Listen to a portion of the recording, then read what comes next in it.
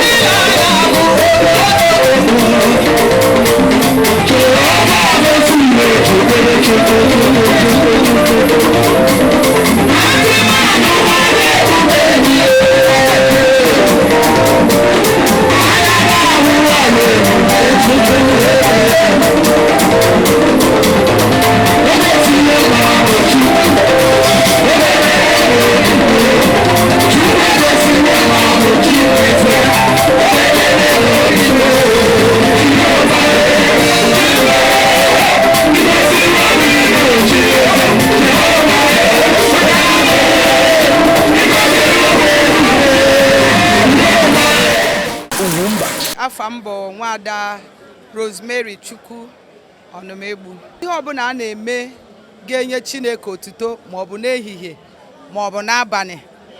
Mma dị happy ka nọrọ ebe ahụ, ọ ya mee nji wee nọrọ ebe a taa. And one of the reasons why we are here, the main reason why we are here is that anyị bịara ebe a taa ka anyị kene Chukwu n'isi nwanne anyị nwoke bụ Easy Way. Na-eme afọ 10 o bidoro mewe business. Na-ekenekwazi Chukwu na nwunye ya mụrụ ya ejima. Ịma na ọ dịrị izi. Ọtụtụ ndị mmadụ na-achọrị nwa achọ na-achọgodu ma ọ bụgodo ofu. Chukwu achịrị abụọ chinye ya atego, ọ dịrị izi. And nwunye ya ha nọkwazi n'enyi ya na-eme birthday tata. Ụzọ ihe atọ a ka anyị ji wee gbakọ ebe a. Ama m na ọ na-arịcha n'anya kedu mgbe ọzọ ọ ga-eme ihe a. Enwere ike si ka emewe ya n'ehihie.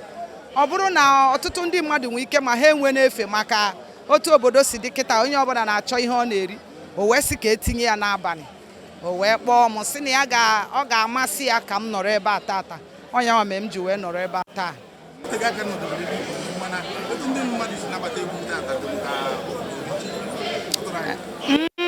Etu a ka ndị mmadụ si anabata egwu maka na egwu m bụ egwu na-amasị ọtụtụ ndị mmadụ. Maka na egwu mba egwu na-enye Chineke otito. Ihe ọbụla na-enye Chineke otito, onye ọbụla bụ nwa Chineke, ebe ọbụla ịfụrụ ya, ihe ha na-enye Chukwu otito ga na-amasị ya. Ọnya bụ ihe m chọpụtara n'ihe gbasara egwu m na-eti, na egwu m na-enye Chineke otito. Ana ọnya omekwe ụmụ Chineke ebe ọbụla ha nọ ha na-adị happy, and ha ga-egosikwa na ha dị happy. Dịka ha si gosi ya taa, ha gosiri eziokwu.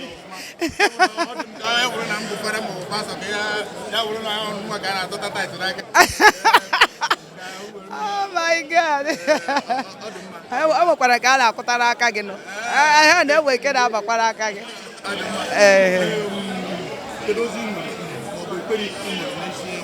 Ekpere m na-ekpe n'isi ya bụ ka aka Chukwu aha jidegoro n'yanụ, jidesie ya ike. Ka Chukwu ji continue na-ejide otu o si na-ejide ya, otu o si emeri ya amara ka amara continue na-aga n'iru. Maka na ịma na ọ dịrọ mma cha mmadụ ifere na dịrọ nwere onye na-ekpe ekpere ya. Ihe na-ekpere ekpere bụ ka Chineke nyere ya aka ka ọ na-emekwa ihe ntụziaka Chineke, maka ọ na-eme ihe na ntụziaka Chineke.